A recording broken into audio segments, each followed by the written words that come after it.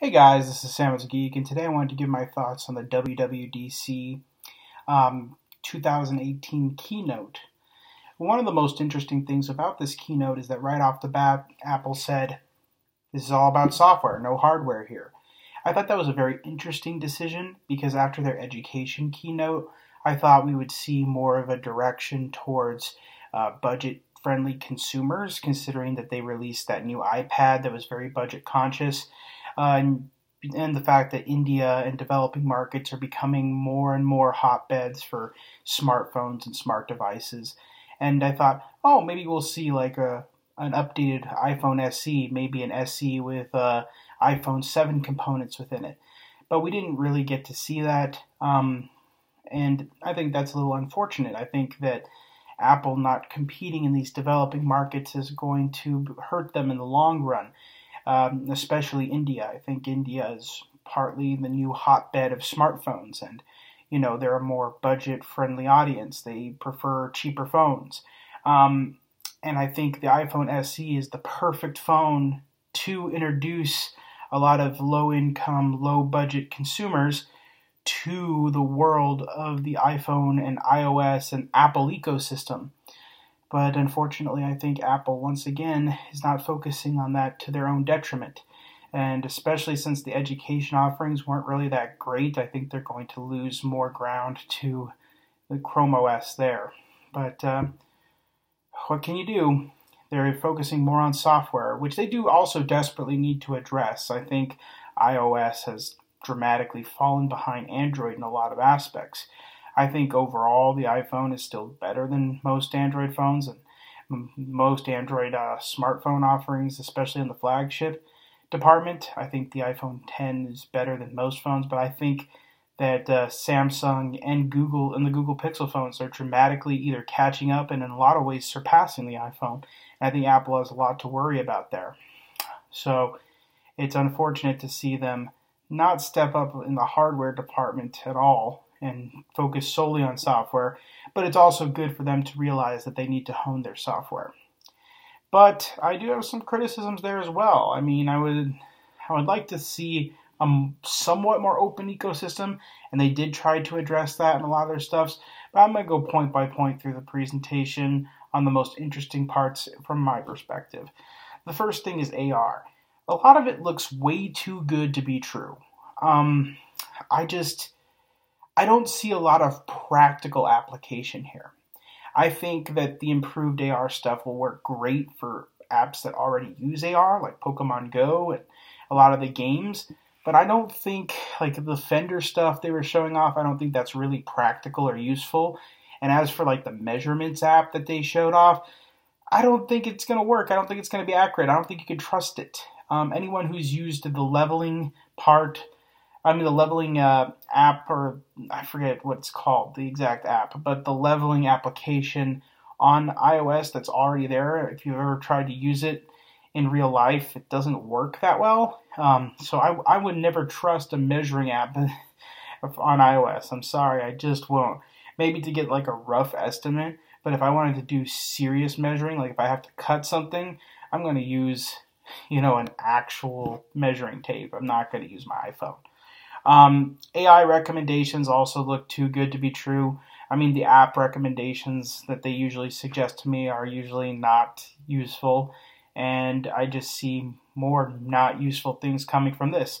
The fact is that since Apple doesn't steal all your information and monitor all your application use and store it into a cloud like Google does, their AI recommendations are just never going to be as good as Google. So I think Apple should focus more on the privacy aspect of their devices and, quit pouring so many resources into this AI-intensive stuff that's never going to be as good as Google's. It's just not. And I don't see why, they think that pouring all this time and effort into a localized AI system is going to be able to compete with Google. You're just not going to. Google collects so much data on you from your browser, your email, all this stuff. All their AI stuff is just going to be better. It'd be better. I think Apple would be much better focused on improving their software to make it solid, excellent, and great, and user-friendly, instead of pouring tons of resources into an area where they just can't compete. The Siri stuff is solid, but I'm once again skeptical of practical application. I don't know many people who use Siri for similar reasons as stated before. The AI is just not good enough to compete with Google or Alexa. And people who are into that sort of like personal device, they're going to either download the OK Google app or they're going to download the Alexa app, and they're not going to, focus all their energy on using their Siri device. It's just, Siri is just not going to be able to compete. And I think the opening up of the platform of Siri, though, is really useful and really cool. I think shortcuts are awesome. I think shortcuts are something we've needed in iOS for a long time built in. I know that there's been many applications that mimic this stuff that were really useful, but I'm really glad to see it built into the operating system because it's going to just improve so many people's lives. I do think that that's one of the most interesting updates to iOS. Stocks, interesting, but once again, I think misallocated resources. I don't think Apple News is important. I don't know anyone who bothers to read it. Honestly, if John McCain hadn't teased his book as an exclusive on Apple News, I wouldn't have re-downloaded the app. I think Apple News is pretty useless. I don't like a lot of the editor's suggestions, and I'm not subscribed to a lot of the newspapers and stuff that they want me to click through, so I just hit a paywall when I hit some of the stuff on Apple News. And when you see stocks doing kind of the same thing, it's like anyone I know who uses stock, anyone I know who's seriously trading stocks, they're going to have like subscriptions to the Wall Street Journal, CNBC. They're going to, they're going to curate the news themselves. And I don't think they would trust Apple News editors. And those who are more casually into it, I don't know. I don't know anyone who uses the Stocks app. Maybe there's a large user base out there that I'm just completely unaware of. But to me, it just seems like Stocks is not really well suited to a power user and not really well suited to a casual user either.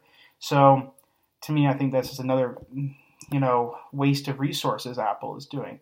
They could be using all the energy and staffing and money that they're doing for staffing to have editors look and file all this stuff and pour it into their software, which desperately needs debugging. Like Mac OS desperately needs debugging. And High Sierra was one of the most buggy OS releases I've ever seen from Apple, and same with iOS 11. Like this stuff is not good. Like these are some of the most buggy times in Apple's history, and I've been an Apple user for well over a decade now. So it's kind of shocking to see how much the quality has dipped in software, which used to be their bread and butter. Group notifications are great. I think that's long overdue. The notifications bar has pretty much been useless to me because there's no group notifications, and it's so difficult to dismiss notifications that I honestly just ignore the notifications bar altogether. So maybe this will make it easier to use. Screen time is interesting, but without it being multi-platform, it's kind of useless. Honestly, if you want to do serious work or serious conversation with FaceTime, you all have to have Apple devices, and let's be honest, in a real-world practical application, how many of your friends all have Apple devices? All of them. It just doesn't happen. Everyone I know has a mixture of devices, Android, Windows, etc. To all have Apple devices, it's just not usable. You're going to have to use Skype, or you're going to have to use, what's that one that people use nowadays? I forget. Gamers use it. Anyway, I don't use it because it's kind of always been buggy to me. But so I'm just going to use Skype as an example. I know that Skype is kind of an old man's thing, and I'm an old man now. But yeah, you're just going to use Skype or Slack or something else to video chat. And honestly, a lot of that stuff's probably going to come to Facebook as well, which is multi-platform. So I just don't see this being useful unless they come out with an Android app at the very least. podcast on the Apple Watch. Finally. Finally. I have no idea why this wasn't included as soon as they came with 3G. I mean, most people I know work out to podcasts, not music, because, you know, a lot of people can't afford to download a lot of music, and a lot of people like working out outside, and, I mean, a lot of people I know with Apple Watches, music is just difficult because you'll get in a different mood and you want to change the song and you won't be able to, and a podcast is better suited because when you're working out, you have like an hour, you want to work out for like an hour, and you know podcasts are usually like an hour and a half. So it's good to see them bring this. I think that's an incredibly useful feature, and it should have been there on day one. But, you know, what can you do? macOS dark mode, finally. But where's the iOS version? I mean, people have been asking for dark mode for a long, long time. And, you know, since they're so worried about, like, health and reducing screen time, I think a dark mode would be really good, especially at night.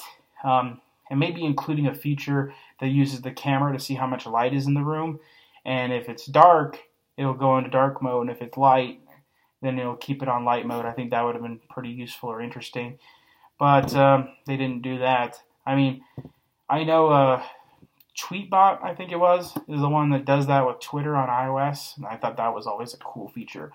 I don't use Tweetbot that much anymore just because a lot of the cool stuff on Twitter, such as polls, just weren't there on Tweetbot. And so I just use the official app now. But I think there's a lot of ideas from Tweetbot that could be implemented across applications on iOS and Mac, and I think that's one of them. The new Finder is absolutely awesome. I think that's probably the best part of it, all of the WWDC presentation. There's so much cool stuff coming to Finder, and Finder desperately needed an update, so that was really good to see.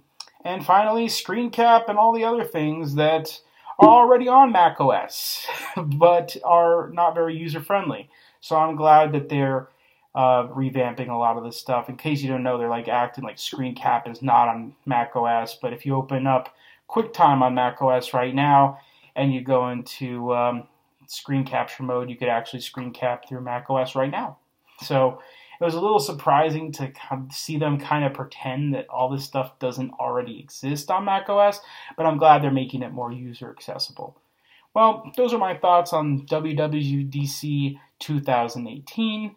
I hope to see more from Apple. I'm kind of disappointed once again. I just think Apple is devoting way too many of its resources to things that aren't very pro-user, and I hope that they turn that around and make more high-quality hardware and software. I think they've kind of taken advantage of the fact that they've been so above the competition for so long that they've gotten kind of cocky, and now they're starting to fall behind. It reminds me a lot of the way that Microsoft was when I first started YouTubing. So hopefully Apple gets better. I'm not too confident. I just think that Tim Cook plays it way too safe. He's just not Steve Jobs. Anyway, talk to you later.